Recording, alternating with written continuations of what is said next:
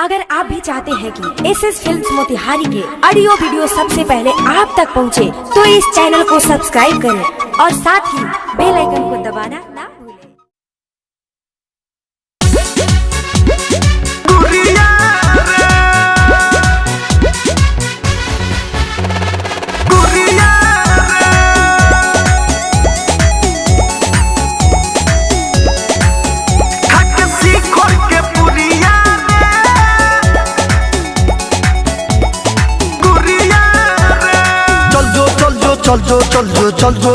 चल जो तू तो हमारा से दूरिया रे, तोहे भूल जो बगुरिया रे, खसी कर के पुरिया रे, तोहे भूल जो बगुरिया रे।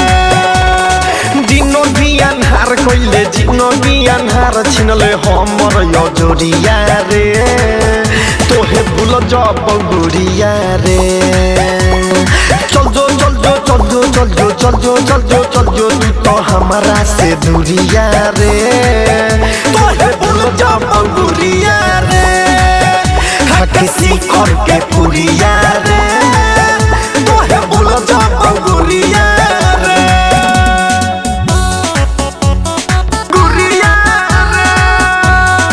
सौरभ डिजिटल रिकॉर्डिंग स्टूडियो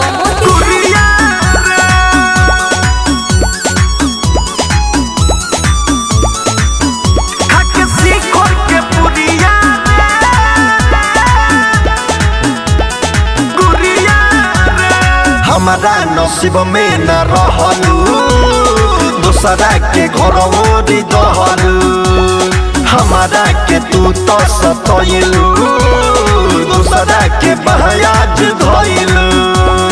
हमारा नसीब में न रहलू, दूसरा के घर ओरी दहलू, हमारा के तू तो सतैलू, दूसरा के बहयाज धैलू। चल जो तू तो हमारा से दूरिया रे, तोहे भूल जा बगुरिया रे।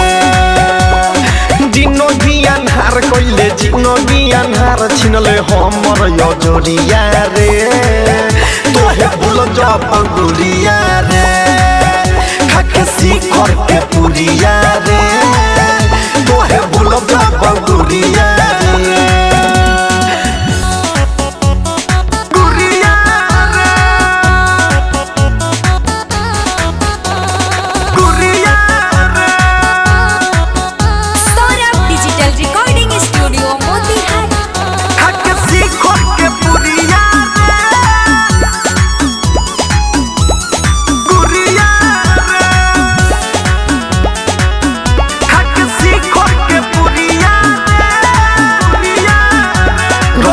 रतनेश के रोइलू, संजय के अपन बनैलू, सौरभ ये सबरिया से गोरी, झूठा लगाव तू लगैलू।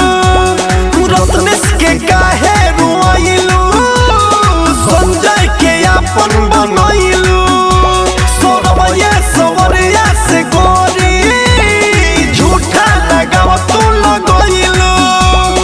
चल